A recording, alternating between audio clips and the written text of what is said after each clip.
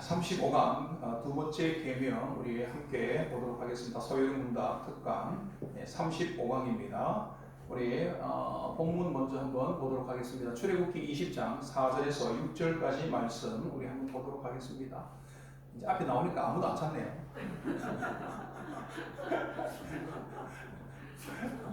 뭐 안 찾으셔도 됩니다. 네, 앞에 다 보이시죠? 우리 한 목소리로 합독하면서 크게 읽도록 하겠습니다. 시작. 너를 위하여 세계 우상을 만들지 말고 또 위로 하늘에 있는 것이나 아래로 땅에 있는 것이나 땅 아래 물속에 있는 것에 어떤 형상도 만들지 말며 그것들에게 절하지 말며 그것들을 섬기지 말라. 나 내 하나님 여호와는 질투하는 하나님인즉 나를 미워하는 자의 죄를 갚되 아버지로부터 아들에게로 3, 4대까지 이르게 하거니와 나를 사랑하고 내 계명을 지키는 자에게는 천대까지 은혜를 베푸느니라. 아멘. 네, 35강인데요 49문부터 52문까지 우리가 오늘 함께 보도록 하겠습니다. 우리 조금 인사 안 했네요. 우리 옆에 전우자와 인사합시다. 잘 됩니다. 잘 될 수밖에 없습니다. 앞으로 잘 될 일만 남았습니다. 네, 오늘 이제 복습은 2부부터 하겠습니다. 1부는 이제 많이 했으니까 2부부터 39문에 보면 2부가 시작되는 게 그렇죠. 하나님께서 우리에게 사람에게 요구하시는 의무가 뭐냐, 요구하는 것이 뭐냐라는 부분이죠. 하나님께서 당신의 뜻을 우리에게 펼쳐주신다고 했죠. 보여주신다고 했죠. 그것을 계시라고 했습니다.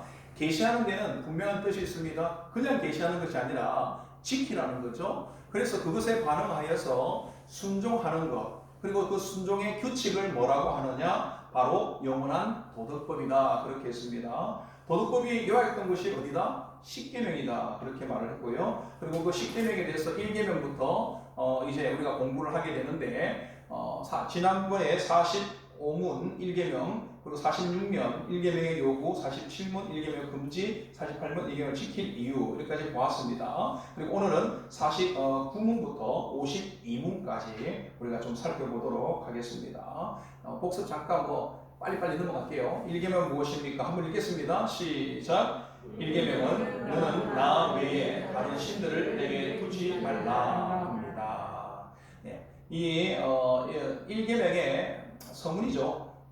이거는 사랑해야 될 대상이 누구인가에 대한 부분을 이야기하는 것입니다. 1계명부터 4계명은 하나님 사랑, 5계명부터 10계명까지는 이웃 사랑인데 둘 다 사랑이에요. 그 사랑인데 하나님 사랑을 한다는 1계명이죠. 그래서 사랑의 진짜 대상이 누군가에 대한 부분들을 말한 겁니다.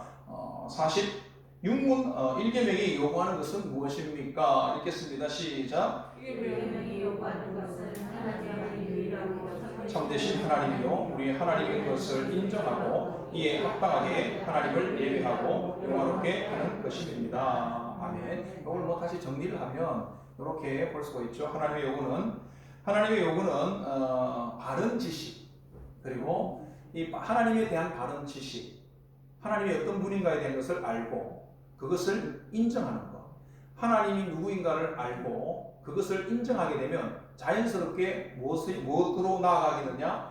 바른 예배로 나아가게 된다라는 것입니다. 이게 하나님의 요구입니다. 하나님께서 우리에게 요구하는 것은 예배죠. 하나님을 알고 하나님을 인정하면 자연스럽게 하나님의 예배로 나아가게 된다. 이것은 꼭 뭐가 같냐? 우리의 인생의 목적과도 이렇게 일맥상통한다고 말씀을 드렸습니다. 하나님을 영화롭게 하고 영원히 그분 안에서 영원히 즐거워하는 것, 이게 가장 잘 나타나는 것이 예배고, 오늘 또 우리가 2계명에서 한번 보게 될 것입니다. 이렇게 하나님 안에 우리가 머물 때 가장 큰 축복을 우리가 누릴 수 있습니다. 우리는 생각할 때 내 뜻대로 내 생각대로 마음껏 살면, 자유롭게 살면 그것이 행복할 거라고 생각하는데, 여러분 그것은 우리의 착각이에요. 우리가 선택하는 것보다 하나님의 선택이 훨씬 더 옳은 선택이고, 우리가 생각하는 것보다 하나님의 생각이 훨씬 크고 높으십니다. 그러니 여러분, 우리 생각대로 사는 것보다 하나님의 뜻에 맞춰 사는 것이 사실은 우리 인간에게 있어서 가장 큰 축복이 되는 거죠. 세상 사람들은 그것을 망각하고 지금 살고 있다는 겁니다. 이어서 우리 47문 복습 닦아 보겠습니다. 일계명이 금지하는 것은 무엇인가? 읽겠습니다. 시작. 일계명이 금지하는 것은 하나님을 우리 하나님으로 인정하지 않거나 예배하지 않고 영화롭게 하지 않는 것이며 오직 하나님께 올릴 예배와 영광을 다른 것에 올리는 것입니다. 이것을 다시 정리하면 이렇게 되죠. 하나님께서 금지하는 것 잘못된 지식이에요. 하나님에 대한 다른 지식이 있어야 되는데 하나님을 잘못 알고 있는 거죠. 다른 것에 하나님을 떠나 하나님을 잊어버리니까 하나님을 대신할 어떤 무엇을 찾다가 하나님인 것 그냥 착각하고 사는 거죠. 그게 잘못된 지식입니다. 그 안에는 뭐 많은 무신론, 불가지론, 다신론, 이신론, 범신론 이런 것들이 있고 바알과 아세라 이런 것들도 다 잘못된 생각에서 나온 거죠. 그리고 잘못된 하나님에 대한 잘못된 지식, 이거 잘못된 지식이 있으면 결국은 예배도 잘못된 예배로 나아간다는 거죠. 온전한 예배가 아니라 하나님이 가장 싫어하는 우상 숭배가 되는 것입니다. 이 우상은요, 결국은 그래서 우상을 만들어 놓고 하나님보다 더 사랑하게 되는데 하나님보다 더 사랑하는 것 자체가 뭐다? 우상이다라는 것입니다. 하나님보다 더 사랑하는 것, 그것이 여러 가지가 될 수가 있다고 했습니다. 이거는 오늘 우리가 또 배우게 될 이계명과 연관이 되는데요. 다른 방법으로 예배를 드리는 것. 자, 위에서 보면 무신론과 불가지론, 다신론 이런 것은요, 다른 것을 섬기는 것이고 하나님보다 더 사랑은 하나님이라고 생각하고 다르게 예배하는 그것은 다르게 섬기는 것입니다. 이 두 가지를 다 해서는 안 된다라고 말합니다. 49문 복습하겠습니다. 1계명에서 나 외에는 말이 특별히 가르치는 것은 무엇입니까? 한번 읽겠습니다. 1계명에서 나 외에는 이란 말이 가르치는 것은 모든 것을 보시는 하나님이 다른 신을 섬기는 죄를 아주 싫어한다는 것입니다. 여기서 지난주에 우리가 말씀드린 나 외에 가장 큰 뜻은 하나님 앞에 before라고 했습니다. 하나님과 우리 사이가 어떤 관계냐? 하나님께서 사랑의 관계로 우리를 만나기를 원하거든요.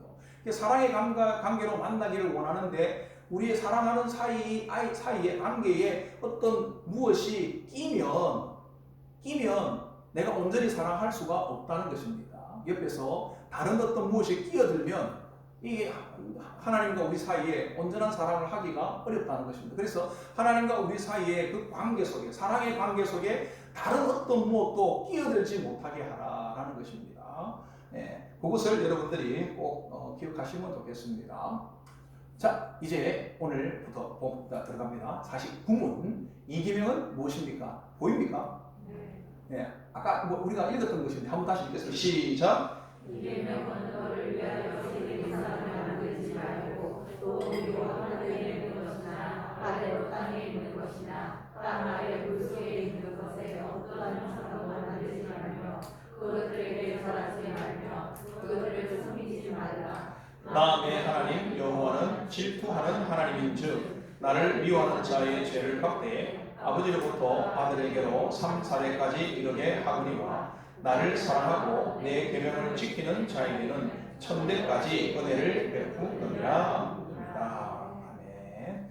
자, 1계명부터 4계명까지가 하나님의 사랑에 대한 부분이라고 그랬습니다. 그죠? 그 1계명부터 4계명까지를 가만히 잘 지켜보면 1계명은요, 사랑해야 할 대상, 우리가 정말 사랑해야 할 대상은 누구인가에 대한 부분의 질문이고 답입니다. 2계명은 그 대상을 어떻게 사랑하느냐, 사랑에 대한 방법에 대해서 말씀하고 있습니다. 3계명은요, 사랑하는 자의 자세, 어떤 태도와 어떤 자세로 하나님을 사랑해야 되는가, 대해야 되는가라는 부분이고, 4계명은 사랑의 표상, 모델이 뭔가, 샘플을 보여주는 겁니다. 여기서 우리가 오늘 볼 것은요, 2계명이죠. 그래서 색깔이 좀 다릅니다. 나름대로 애를 썼는데 좀 봐주세요.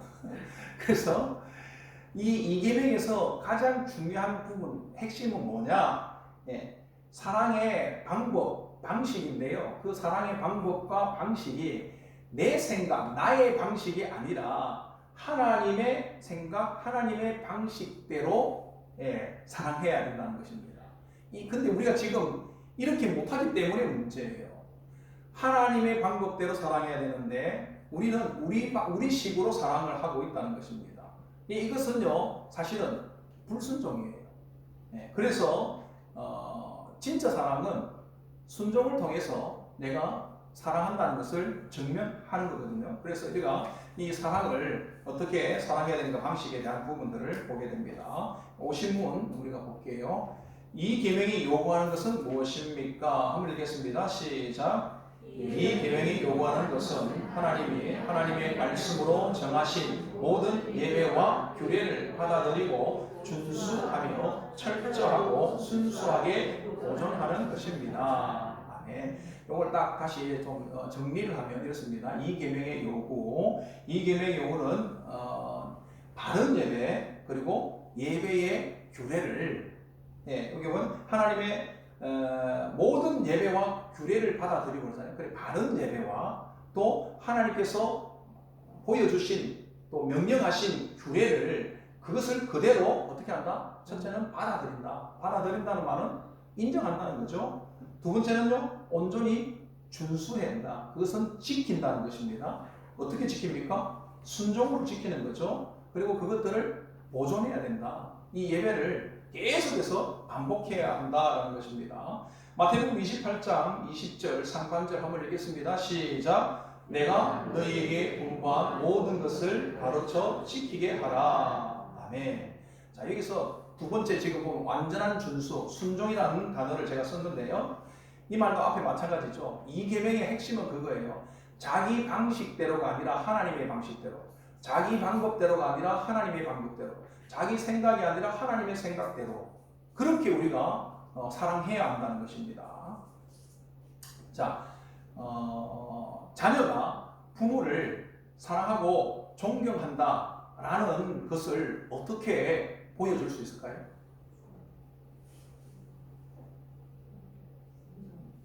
자녀가 부모를 사랑하고 존경해야 되잖아요. 그렇죠?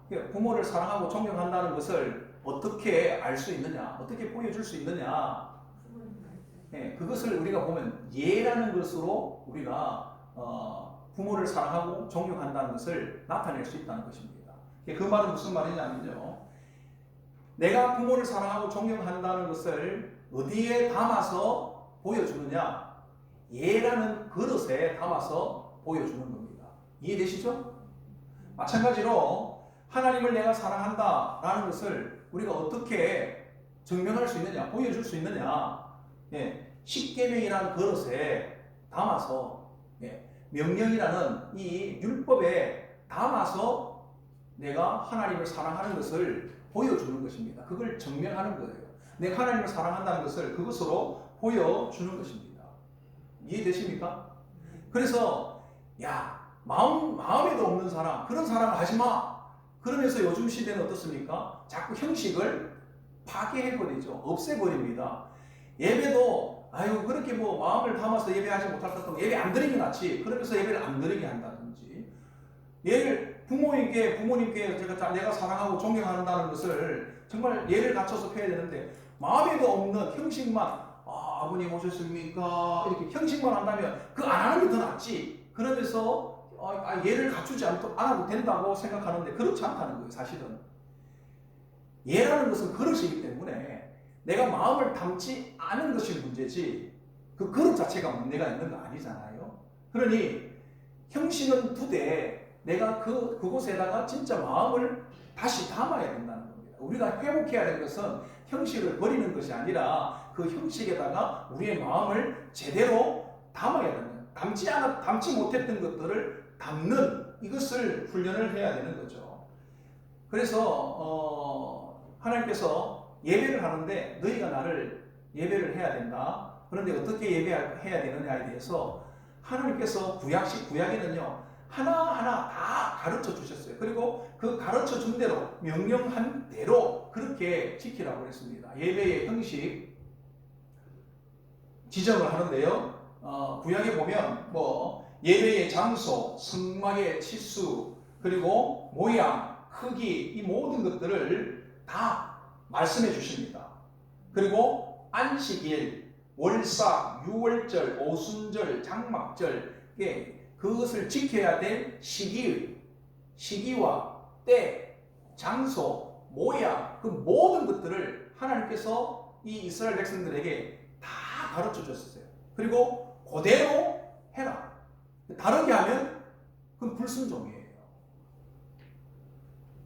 그러면 여러분 왜 명령대로 해야 되는가? 이거 보면 자 이게 이제 지성소의 어떤 내용인데요.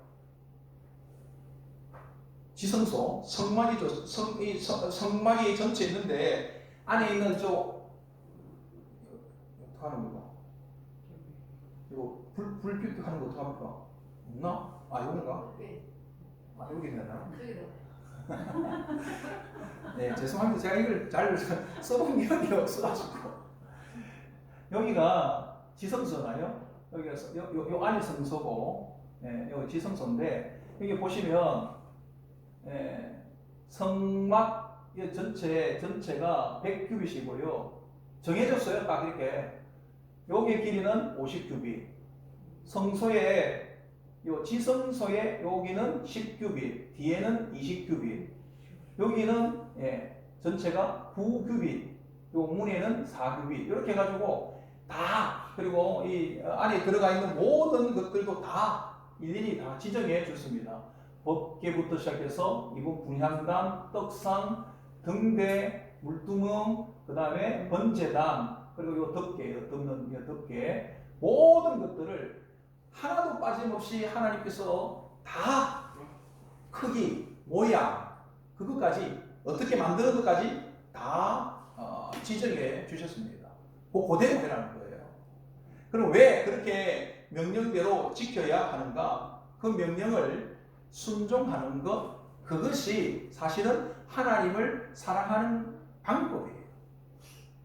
내가 하나님을 사랑한다는 것을 어떻게 우리가 증명하느냐? 하나님이 말씀하신 것들을 그대로 가지고 지키는 것이 하나님을 사랑하는 것이다라는 것입니다. 순종이 바로 사랑하는 방법이요 방식이라는 것입니다. 요한복음 14장 21절 한번 찾아볼까요? 이거는 찾아봐야 될 것 같아요. 요한복음 14장 21절 한번 찾아보시죠.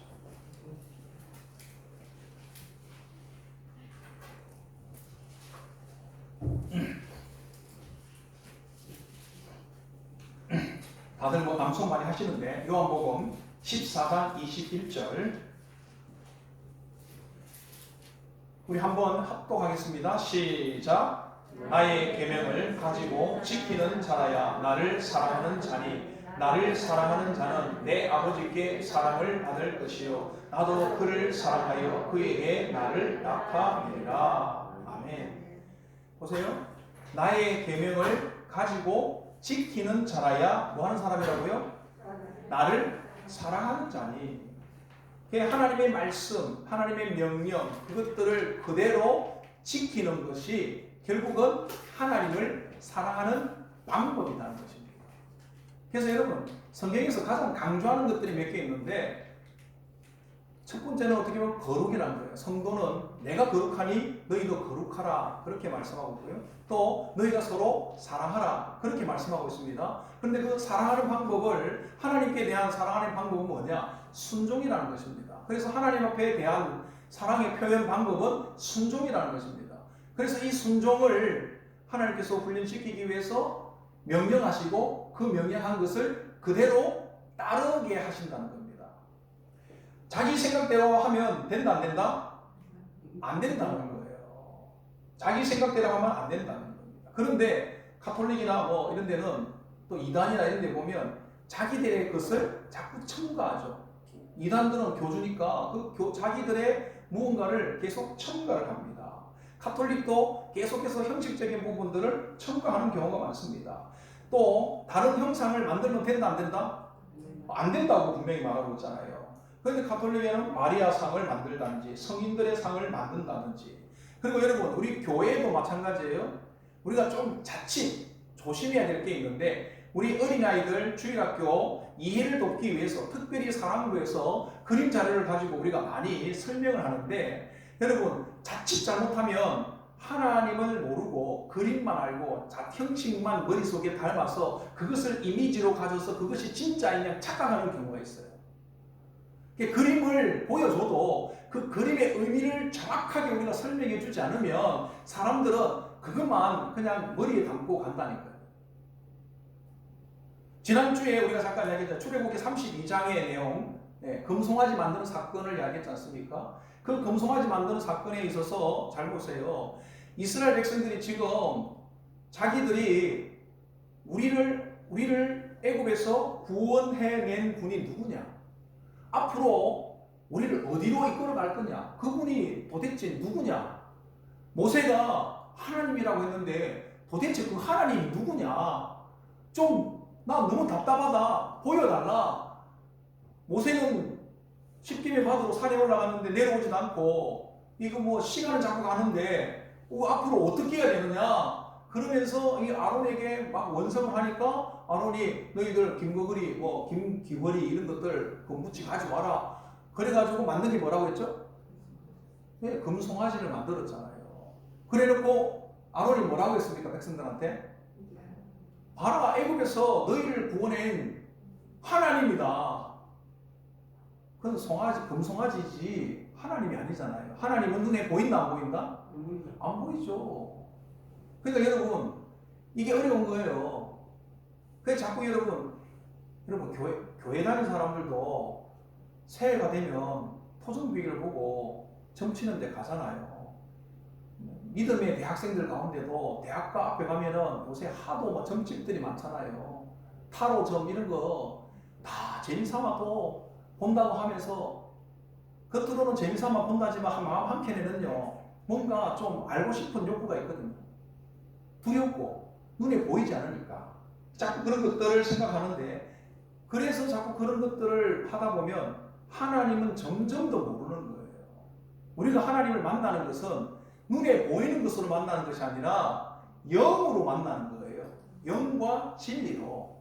우리는 영이니까 영으로 하나님을 만나고, 진리는 영과 진리로 만난다고 그랬잖아요. 진리는 따로 없어요. 말씀이에요. 그럼 여러분, 우리가 하나님을 어떻게 만나느냐, 또 하나님의 말씀을 어떻게 우리가 믿음으로 가지느냐, 말씀으로 우리가 믿음을 가지는 거예요. 그러니까 자꾸 이상한 가갖고 기도하고 환상을 얻고 쓸데없는 그런 그딴 소리를 하는 사람도 있는데 그건 왜곡된 신앙이에요. 말씀이 부족하니까 그게 옳고 그런 거를 구분을 못하는 거죠. 정말 중요한 것은 말씀이에요. 이 말씀을 우리가 이해하는 게 아니에요. 사람들이 우리가 자꾸 하나님을 이해하려고 하는 사람들이 많은데 자꾸 하나님을 이해하려니까 어려운 거예요. 하나님은 이해하는 게 아니라 하나님은 믿는 겁니다. 이게 무엇으로 믿어요? 말씀으로 믿는 거예요. 말씀으로. 내 생각과 다르지만 성경에서 이렇게 말하면 아 그렇구나, 하나님이 그렇게 말씀하셨네 라고 믿는 거예요. 이게 신앙입니다. 이게 신앙. 자기 생각대로 하면 왜 안 되느냐? 잘못 해석할 수 있기 때문에 그래요. 이것도 우리가 해놨지만 여기 모든 걸 다 이걸 머릿속에 생각하고 하면 안 됩니다. 그래서 여러분 영화 같은 데 보면 귀신들 막 나오고 그러면 뭐합니까? 십자가? 이러면 막 다 도망가고 막 그럴 것 같은데 사탄이 안 도망갑니다. 귀신이 안 도망갑니다. 십자가 때문에 도망갑니까? 아니요. 그 십자가 속에 흐르고 있는 주님의 사랑과 은혜, 능력, 그것으로 그가 또 도망가는 거지. 그 십자가의 의미가 내 안에 들어와 있기 때문에, 내 영으로 들어와 있기 때문에 그 귀신이, 사탄이 내가 금집하지 못하는 거지. 십자가 이렇게 보였다고 해 도망가고 그럴까요? 영화에서는 그렇게 말하지만 삼손의 힘의 능력이 여러분 머리카락이 있습니까? 성경 분명히 머리카락이 있다고 이야기하잖아요. 그러나 실제로 삼손의 힘과 능력은 머리카락에서 나오는 것이 아니라 하나님의 언약, 하나님의 약속에서 나오는 거예요. 머리를 깎지 마라, 삭도를 내지 마라. 그러면 그 약속을 지키면 내가 너와 함께 하겠다. 성령이 너와 함께 하겠다. 그래서 약속을 지켰기 때문에 능력이 있는 거예요. 그래서 잘못 생각하면 안 됩니다. 또 이 해석을 할 때 이렇게 해석하는 경우가 있거든요. 사랑의 하나님. 요즘에 사람들은요 너무 자기 그 이 은혜를 강조하다 보니까 사랑의 하나님. 그래서 내가 무엇을 하든지 다 용서해 준다. 그래서 뭐 무조건 사랑의 하나님 용서, 다 용서했다. 계속 이렇게만 나가면 여러분 공의의 하나님 온데간데 없어진다는 거죠. 반대로 너무 또 공의의 하나님만 가지고 계속 정죄하고 용서하지 않는다면, 무조건 심판한다면 그것도 하나님을 잘 모르는 거예요. 하나님은 사랑과 공의를 함께 공유하고 있는 거예요.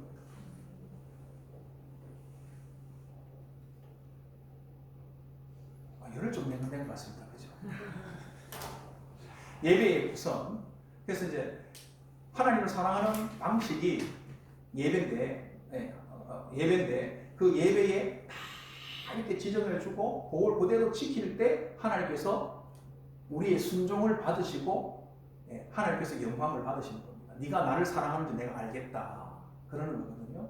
그 예배에 필수 요소가 있습니다. 예배는 하나님이 우리에게 말씀하시는 요소, 하나님께서 우리에게 말씀하시는 요소가 있고요. 우리가 하나님께 믿음으로 반응하는 요소가 있습니다.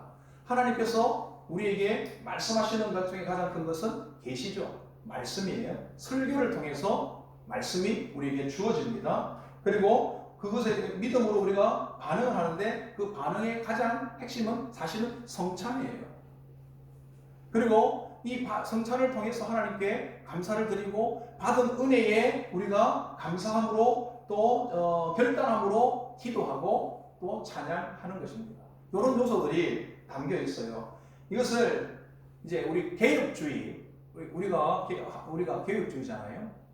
개혁주의 예배 요소를 우리가 좀 살펴보면 구성에 대해서 꼭 있어야 될 파란색 먼저 보시면 예배의 시작, 그 다음에 죄의 공적인 고백, 그리고 말씀의 공사, 성례, 그리고 헌금과 축도. 이게 틀이에요. 이거는 기본적으로 성경이 말하고 있는 그대로 가는 겁니다. 그 예배의 시작 중에 우리가 지금 예배에, 여러분 우리 주일날 예배 드리는 거 한번 잘 보세요. 예배 드릴 때 처음에는요 띵 하고 원래 예배 부름입니다. 부름이 있습니다. 제가 할 때 뭐 하는 게 있잖아요. 하나님은 사랑하십니다. 하나님은 예배에 대상. 그러면서 내가 부르잖아요. 그거는 이 예배로 여러분들을 초청하는 건데, 하나님의 이름으로 사회자가 성도들에게 예배로 나아오라고 초청을 하는 겁니다. 그러면 성도들은 기원을 합니다. 기원을 하게 되니, 이 기원은요 하나님께서 우리 예배를 받아 주옵소서라고 우리가 반응하는 것이 기원입니다. 예배를 받아 주옵소서 하는 겁니다. 그러면 또 함께 동시에 하나님께 영광과 찬양을 올려드리죠. 그리고 우리의 믿음을 올려드립니다. 이게 신앙 고백입니다. 죄의 고백, 우리 교회는 이걸 잘 하고 있습니다. 그런데 수영로 교회도 이걸 하고 있어. 제가 수영로에서 개척을 하면서 예배의 구성을 다시 이렇게 준비를 하는데, 반드시 내가 이걸 꼭 넣어야 된다고 한 것이 바로 이 부분입니다. 죄의 공적인 고백.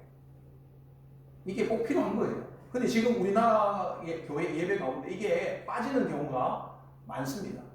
죄의 문제 자꾸 이렇게 언급하면 별로 좋아하지 않기 때문에 자꾸 이걸 그냥 빼버리는 경우가 있는데, 그렇지 않습니다. 죄의 공적 고백을 반드시 해야 됩니다. 그래서 그 고백 속에 십계명을 보통 낭독을 하거든요. 십계명을. 왜? 십계명이 기준이에요. 하나님을 사랑하고 이웃을 내 몸과 같이 사랑하라고 명령한 기준입니다. 기준. 그 기준을 고백을 하죠. 십계명을 읊으면, 십계명을 읽다 보면 어떻습니까? 내가 한 주간 동안 살면서 내가 십계명대로 살았을까요? 못 살았을까요? 못 살았겠죠. 십계명을 이렇게 쭉 읽다 보면 내가 그렇게 못 살았구나라는 것을 깨닫게 되죠. 그러면 어떻게 됩니까? 죄의 고백을 하게 되는 것입니다. 내가 한 주간 동안에 이렇게 살고자 하였으나 하나님, 우리의 연약함과 부족함으로 그렇게 살지 못했습니다 라고 죄를 고백하게 되죠. 그렇게 죄를 고백하면 이제 하나님께서 예, 회개를 하죠. 회개 기도를 하는 거예요. 그 회개 기도를 딱 끝나고 나면 이제 공포를 하는 겁니다. 사죄 선언을 하죠. 제가 하잖아요. 매주 하잖아요. 어떻게 합니까? 로마서 8장 1절 2절. 그러므로 이제 그리스도 예수 안에 있는 자에게는 결코 정죄함이 없나니 이는 그리스도 예수 안에 있는 생명의 성령의 법이 사망의 법에서 너를 해방하여 있습니다. 그래서 회개기도 하고 이 사죄선을 받으면서 이제 그 순간 우리 속에 있는 죄와 허물들이 사라지는 거예요. 그리고 그 순간은 이제 그리스도의 의로 말미암아 우리가 의롭게 됐지만 살아가면서 짓는 죄로 인해서 우리가 또 부족함이 있거든요. 그런데 회개함으로 말미암아 사죄함을 받음으로 말미암아 그것까지도 우리가 깨끗하게 되는 겁니다. 그렇게 되었을 때 비로소 우리가 하나님 앞에 담대하게 나아갈 수가 있는 거예요. 그리고 그렇게 사죄를 하고 나니까 이제 용서가 되고 기쁨이 오겠죠. 그래서 하나님께 또 감사와 찬양을 하는 겁니다. 그러고 나서 하나님 앞에 나아가서 하나님의 말씀을 이제 듣는 거죠. 그리고 말씀을 받고 나면 하나님께서 하나님 나라 오는 날 그날까지 이것을 기념하라. 그래서 성례를 하는 것입니다. 이 성례는 맛보아 알고 눈으로 보아서 아는 것. 하나님의 말씀을 눈으로 보고 맛으로 느끼는 것, 그게 성례인 겁니다. 그래서 떡과 잔을 받으면서 그리스도의 십자가 또 그의 사랑과 그 은혜를 잊지 말고 기억하라. 그 매주마다 우리가 계속해서 우리 속에서 그것을 일으켜야 될 게 뭐냐? 십자가의 사랑과 은혜죠. 떡과 잔을 받으면서 주님이 우리를 어떻게 사랑하셨는지, 하나님이 나를 어떻게 사랑하셨는지, 그것에 대해서, 그 사랑에 대해서 계속해서 묵상하면요, 그 사랑이 너무 커가지고 너무 감사하다는 거죠. 그리고 이어서 헌금과 이제 축도로 예배를 마치게 됩니다. 이게 예배의 가장 기본적인 구성입니다. 그래서 저희 교회가 초창기 때 성찬을 자주 하려고 한 달에 한 번씩 했는데 쉽지가 않더라고요. 그래서 석 달에 지금 한 번씩 하고 있는데 하여튼 마음으로는 지금 자주 하려고 애를 쓰고 있습니다. 언젠가는 우리도 조금씩 더 그런 부분들을 여러분들이 이제 불편이 좀 덜 해야 돼요. 자꾸 이게 예배 시간이 길어지면 자꾸 시간 보고 이러기 때문에 그때부터 은혜가 떨어지잖아요. 사실 그것도 뛰어넘어야 되는데 우리는 아직 연약해서 시간에 매여 있는 우리의 모습이거든요. 시간을 뛰어넘을 정도 되면 좀 더 우리가 자유롭게 하나님 앞에 거룩하게 성찬과 성례를 통해서 하나님께 또 나아갈 수 있게 될 줄 믿습니다. 51문 한번 이 계명이 금지하는 것은 무엇입니까? 한번 읽겠습니다. 시작. 이 계명이 금지하는 것은 성사를 맡기거나 하나님의 말씀으로 정하지 않고 하나님의 교회에 대한 것입니다. 아멘. 이걸 또 정리하면 이렇습니다. 이 계명의 금지 보시면요, 첫째는요, 다른 형상을 만들지 말라. 두 번째는 다른 방법으로 예배하지 말라. 그런 거죠. 다른 형상을 만들지 말라라는 것은요, 하나님을 떠난 인간들은 하나님을 모르니까, 하나님이 보이지 않으니까 하나님을 대체할 다른 어떤 무엇을 찾는데, 이 자연 만물 속에서 자기들이 필요해, 이것을 필요하겠다 생각하는 것들을 만들어 가지고 형상을 만들고 거기다가 이제 자기를 비는 거죠. 그래서 바알과 아세라, 돌, 그 다음에 부처 뭐 이런 것들입니다. 또 우리 안에서도 아까 말했듯이 이런 것들 조심해야 되고요. 예? 비둘기. 여러분 우리 자꾸 성령 그러면요, 여러분 머릿속에 다 생각한다는 겁니까? 예? 성령이 비둘기같이 만들어라. 성경 구절에 표현이 있으니까. 그래서 진짜 성령은 잘 모르고요, 비둘기만 생각을 하는 거예요. 그래서 비둘기만 나타나면 성령이 온 것처럼 착각하는 경우가 있다는 거죠. 성령께서 비둘기처럼 우리에게 임했다고 그랬지 비둘기가 아니잖아요. 예? 밖에 나가다 비둘기 보면 요새 뚱뚱해가지고 잘 날지도 못하고 뛰어다니는 요새 닭둘기라 그러네요. 예? 날지 못해서 닭둘기라고 하는데 그게 성령은 아니에요. 근데 우리는요, 보혜사 성령 그러면 머릿속에 이미지가 벌써 딱 비둘기가 이렇게 탁 떠오른다니까요. 그것이 기억하기는 좋지만 자칫 잘못하면 실제 본질을 망각하고 잊어버릴 수 있다는 것입니다. 하나님은 우리가 어떻게 만난다? 영과 진리로 만나는 거예요.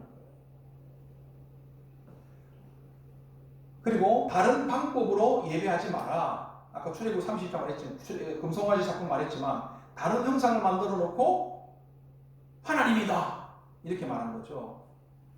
근데 우리는요, 영으로 하나님을 만나는 거죠. 그래서 눈에 보이지 않는 것, 아니 눈에 보이는 것, 이 눈에 보이는 것으로 자꾸 우리가 하나님을 만나려고 하는 것, 이게 여러분 자칫 잘못하면 크게 문제가 됩니다. 성도들 가운데 여러분 보세요. 자칫 잘못하면 정필도 목사님이 우상이 되는 거예요. 정필도 목사님이 예수님 아니에요. 그리고 우리 교회도 마찬가지예요. 제가 예수님이 아니에요. 저를 사랑하고 존경하는 건 좋은데 예수님처럼 믿으면 안 돼요. 저를 믿지 마세요. 그렇게. 내가 또 믿지 말라니까 목사님 말 하나도 못 믿겠습니다. 그게 아니고 예수님처럼 믿지 말아요. 잘못하면 그렇게 된다니까요. 그분이 그래서 정필도 목사님도 그리고 100% 항상 오를까요? 아니에요. 사람이기 때문에 100% 오를 수가 없어요. 우리는 100% 오를 수 있는 분은 딱 한 분 계세요. 누구요? 예수 그리스도. 그래서 우리가 의지할 분은 누구다? 예수 그리스도. 예수 그리스도를 어디서 만나요? 말씀에서. 그러니 자꾸 딴 데 어디에 뭐 찾지 마시고 자꾸 사람들을 통해서 위로받으려고 그러는데요. 여러분, 위로는 될 수 있어요. 어느 정도. 그러나 진짜 위로는 사람들로부터 오는 것이 아니라 하나님께로부터 오고 주님께로부터 오는 겁니다. 그래서 하나님은 눈에 보이지 않아요. 영과 진리로 만나는 것입니다. 아까 말씀드렸듯이 말씀대로 믿어야 되는 거예요. 이해하려고 하면 안 돼요, 자꾸. 근데 세상 사람들은 어떻게 해요? 자꾸 이해하려고 하거든요. 이해의 대상이 아니라 믿음의 대상인 것입니다. 아멘이십니까? 네. 마지막으로, 그래서 한번 읽어볼까요? 한번 읽겠습니다. 시작. 나를 위하여 새긴 우상을 만들지 말고 또 위로 하늘에 있는 것이나 아래로 땅에 있는 것이나 땅 아래 물속에 있는 것의 어떤 형상도 만들지 말며. 아멘. 자, 여기서 잘 보세요. 제가 색깔 나는 빨간데 저는 파란색으로 되네. 나를 위하여. 중요한 게 그거예요. 그러니까 여기서 너를 위하여인데 하나님이 너를 위하여 그러면 나한테는 뭐예요? 나를 위하여. 결국은 하나님께서 모세를 통해서 너를 위하여 어떤 무엇을 만들지 말라. 그럼 내 입장에서 뭡니까? 예? 나를 위하여 뭔가를 만드는 거예요. 우상은 바로 그거예요. 나를 위해서 무언가를 만드는 거. 나를 위해서 왜 하나님을 찾느냐? 나를 위해서 어떤 무엇 하나님 대신에 하나님을 떠나서 하나님이 안 보이니까 인간은 근본적으로 이 심령 안에 마음 안에 뭐가 있냐? 불안이 있어요. 염려가 있어요. 걱정이 있어요. 왜요? 죄의 결과이기 때문에 그래요. 죄로 말미암아 죽음이라는 것을 넘을 수가 없어요. 모든 인간은 죽음이라는 문제에 대해서 다 부딪히면 거기서 헤어날 수가 없어요. 그런 염려, 걱정, 불안 이런 것들이 있는데 그런 나의 염려, 걱정, 불안 이것을 없애기 위하여 무엇을 만들었다? 그건 우상이에요. 하나님이라는 이름을 걸었지만 그 하나님이 하나님을 위한 것이 아니라 나를 위해서 하나님의 이름을 부른다면 그 하나님조차도 여러분 그게 우리가 불렀지만 사실은 그게 우상이라는 거예요. 우상의 핵심은 나를 위하여. 하나님께서 너를 위하여. 내 입장에서는 나를 위하여 무언가를 만드는 거. 그 나의 불안과 염려, 걱정 이것을 없애기 위해서 내가 교회에 나왔다. 하나님을 찾다. 그 우상으로 가는 길이에요. 여러분 교회 올 때는 그렇게 왔지만 여러분 교회 안에서 말씀대로 정확하게 우리가 알아서 깨달아서 진짜 진정한 하나님의 자녀로 신앙인으로 거듭나셔야 되는 거예요. 여러분 수요일 예배 정도는 그렇게 그 정도는 되시잖아요. 그러니까 주일날 이야기하면 완전 이게 뭐야 시험 들 사람들이 좀 있을 수 있어요. 자기가 나 예수 믿고 복 받으라고 그래가지고 내가 교회 왔는데 교회 오니까 뭐 이상한 엉뚱한 이야기 내가 원하는 말씀은 안 해주고 이상한 말만 계속한다.